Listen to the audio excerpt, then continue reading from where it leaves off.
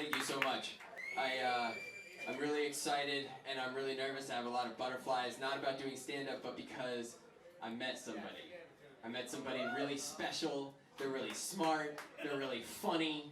And I have a new black friend. So, and I'm not racist because I know how many black friends I have. Really easy used to be 0. Not my fault. I had a black friend, really sad. I lost him. He stole my Xbox One. That's a true story. And it was really bummed me out because I told him I wanted to sell it. And he was like, can I tell whoever you want to sell to is more money so I make extra off the top? And I'm like, yeah, cool, because he already owes me money, not because he's my black friend. He's just a friend of mine that owes me money. Okay? So, I'm like, yeah, I'm helping him make back the money he owes me. He owes me like $200. He's like, yo, can I tell him it's $1,100? I'm like, I just want $900. Okay, cool. He's like, okay, I found somebody who wants to buy it. I'm like, all right, now, in my head, I know this kid sells pussy. That's like what he does. And I realize I don't even know his last name. So whoever might be buying this Xbox might be buying it with money that they also got from selling pussy and shooting people and whatever. So I'm like, should I bring my gun? I asked him, should I bring my gun? Which should have been my first clue that this was not something that I should have been doing. But I'm like, no, don't be like that. Everything's gonna be cool. Just believe in peace, love in the universe. It's gonna be awesome. And then I pick him up in West Las Vegas and drive to an apartment complex I've never been to that's very poorly lit in East Las Vegas.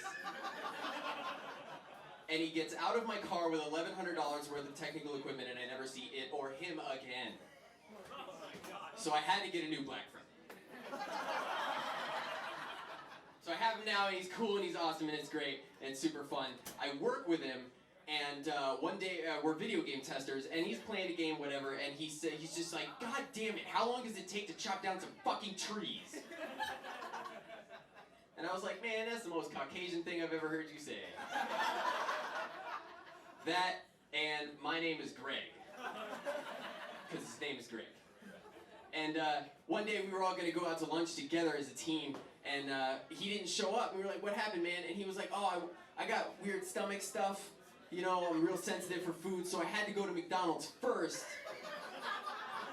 to get my food and then hook up with you guys. And I'm like, yo, you can't have food, so you got microwave plastic instead? I don't know. He's like, yeah, I know it's bad for me. I know, but you could die anytime. You know, you could just live your life. You could die, you don't know, you can walk out in the street, get hit by a car. I'm like, yeah, or you could just fucking look both ways. It's not that hard. He's like, we're working on an art project together, and he just broke up with his girlfriend. And he goes, yo, she still has my laptop that's got all the work on it. And I'm like, why? It's your laptop.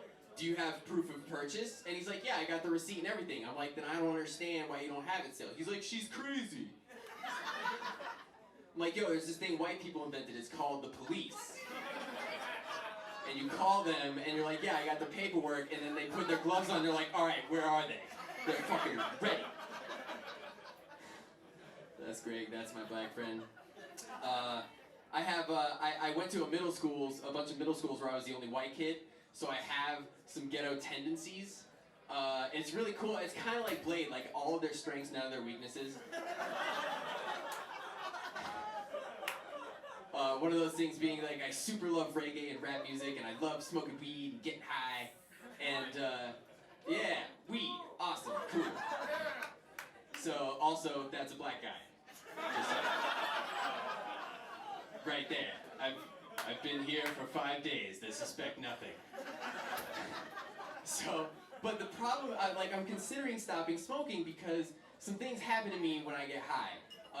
One of them is, like, I get homo tendencies.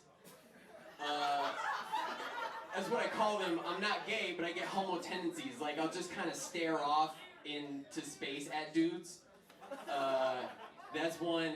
Another one is that, like, I'll be like queer eye for the straight guy, and my girlfriend can't tolerate it because we hella get high together and we'll be out places, and I'm just like, She is not wearing those pants out right now. Who told her that was a good idea? Bitch, look at your nails. Shut the fuck up. My girl was just like, alright, you're done. That's it. Another homo tendency thing I do is that when I get really high, my philosophy will get a little gay. Like, I'll be sitting there and I'll think about things like, it's literally been forever since I sucked a dick. Not a lot of dudes would be comfortable saying that. You notice some awkward silence. But at the same time, if you're a dude and you've never sucked a dick, it's literally been forever since you've sucked a dick. So if you don't say that, you've sucked a dick. Another thing I realized is that it's possible to love the way dick tastes and not be gay. It's possible, and I'll explain. Who would like to volunteer that has a penis? Who would like to volunteer? I need a volunteer. All right, sir. What is your most favorite tasting thing? What do you love the taste of the most, more than anything else? Chocolate? Okay. If you could taste one thing before you die, last thing before you die you get to taste, chocolate? Cool. Everything has to taste like one thing. King Midas, chocolate? The rest of your life. Okay, cool. So what you're telling me is that if dick tasted like chocolate, you would love the way dick tastes. Every day, like it's your job. Till you die. Dick taste. I don't know what dick tastes like. Do you know what dick tastes like? So you might love it. That's the broccoli argument that parents use on you when you're a fucking kid. Go sit down. Green eggs and ham. Green eggs and ham is such a twisted fucking story to tell the kids because it's a story about a home invasion. It's Saw for children. Poof, wanna play a game? Eat this old shit. Would you eat it on a mode of transportation in inclement weather? Or in a confined space with a feral animal? Another homo tendency thing I do is the last one, what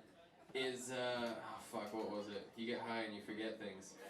So homo tendencies. So the other homo tendency is that I'll just kind of think about dicks too much, and it'll just kind of like invade my life, and I'll write like spoofs of Disney songs and replace it and make it about dick.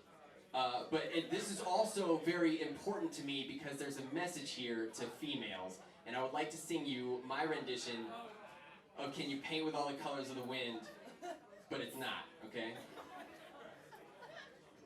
You think you own whatever dick you land on. Penis is just a dead thing you can claim.